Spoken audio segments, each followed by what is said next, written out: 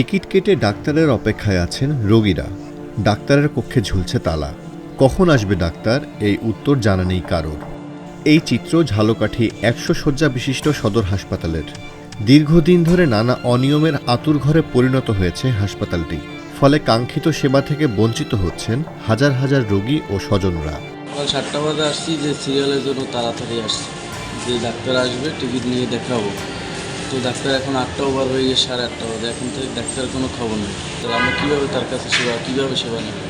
কাউন্টারে কোনো লোক আসে নাই, এখনো দেখাইতে পারি না, এখনো দাঁড়ানো আমরা সবাই এখানে। 1.5 মাস ধরে ফিল্ম না থাকায় বন্ধ রয়েছে এক্স-রে সেবা। জনবল সংকটের কারণে বন্ধ রয়েছে আল্ট্রাসনোগ্রাফি। পরীক্ষা নিরীক্ষার জন্য নষ্ট প্যাথোলজি যন্ত্রপাতি। ফলে রক্ত পরীক্ষার জন্য রোগীদের যেতে হচ্ছে পার্শ্ববর্তী প্রাইভেট ক্লিনিকে। আজ আমাকে প্রায় 4,500 টাকার টেস্ট করাইতে হয়েছে পার্শ্ববর্তী ক্লিনিকে। আমরা জানি যে এই মেশিনগুলো ভালো থাকলেও অযথা এই টেকনিশিয়ানরা অচল দেখিয়ে এই সাধারণ মানুষের দুর্ভোগের সৃষ্টি করে এবং পার্শ্ববর্তী ক্লিনিকের সাথে তাদের ব্যবসায়ী যোগাযোগ থাকার কারণে এই অচল অবস্থা। বিগত দিনে ফিল্ম না থাকার কারণে প্রায় 1.5 মাস হয়ে গেল ফিল্মটা নেই, যার ফলে কাজ বন্ধ আছে।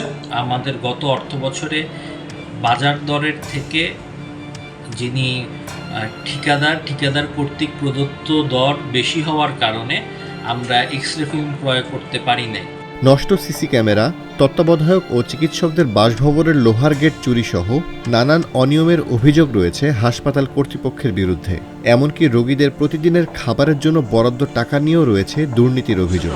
সরকারি খাবার তো খাবারের সমস্যা থাকেই, যেহেতু এটা এই 1 পিস মাংস দেয়, মনে করেন তাতে প্রায় 60 গ্রাম 70 গ্রাম মতন হয়। এই 1 প্লেট ভাত দেয়, একটু ডাইল দেয়, পাতলা ডাইল, ওই যে আলুর দাম দেখে চলে না, আসলা এগুলো মানসম্মত খাবার না। মানুষ এখানে খায় কেন? এই জায়গায় তারা ঠেকা। এদিকে এত সব অনিয়মের অভিযোগের প্রেক্ষিতে চিকিৎসক ও দক্ষ জনবল সংকটকে দায়ী করছেন হাসপাতালটির আবাসিক মেডিকেল কর্মকর্তা ডাক্তার মেহেদী হাসান। ঝালকাঠি সদর হাসপাতালে 15 জন মেডিকেল অফিসারের বিপরীতে বর্তমানে কর্মরত মেডিকেল অফিসার মাত্র 5 জন। ঝালকাঠি জেলার সিভিল সার্জন মহোদয় আরও 3 জন চিকিৎসককে দিয়েছেন, কিন্তু এই 8 জন চিকিৎসকও বর্তমানে রোগীর চাপ সামলাতে ব্যর্থ হচ্ছে প্রচুর পরিমাণে রোগী। এদিকে ঝালকাঠি সদর হাসপাতালের একমাত্র জেনারেটর নষ্ট থাকায় ব্যাহত হচ্ছে চিকিৎসা কার্যক্রম। এর পেছনে চক্রান্ত থাকতে বলে আশঙ্কা করেন আবাসিক মেডিকেল কর্মকর্তা। হাসপাতালের জেনারেটরটি জুনের 25 তারিখের পর থেকে বন্ধ রয়েছে। এটা কোনো একটা নাশকতামূলক কাজেরও অংশ হতে পারে, এই সন্দেহ করে আমাদের তত্ত্বাবধায়ক মহোদয়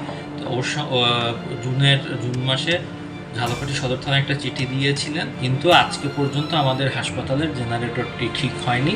অভিযোগ রয়েছে ডাক্তার শামীম আহমেদ হাসপাতালটির তত্ত্বাবধায়কের দায়িত্ব নেওয়ার পর থেকেই হাসপাতালটিতে বিভিন্ন অনিয়ম ও দুর্নীতি বিস্তার লাভ করে। স্থানীয় ও বিভিন্ন পত্রপত্রিকায় তার খবর প্রকাশ হওয়ার পরেও তার বিরুদ্ধে যথাযথ ব্যবস্থা নিচ্ছে না সংশ্লিষ্ট দপ্তরের ঊর্ধ্বতন কর্মকর্তারা। এ বিষয়ে ঝালকাঠি সদর হাসপাতালের তত্ত্বাবধায়ক ডাক্তার শামীম আহমেদ ক্যামেরার সামনে কোনো কথা বলতে রাজি হননি।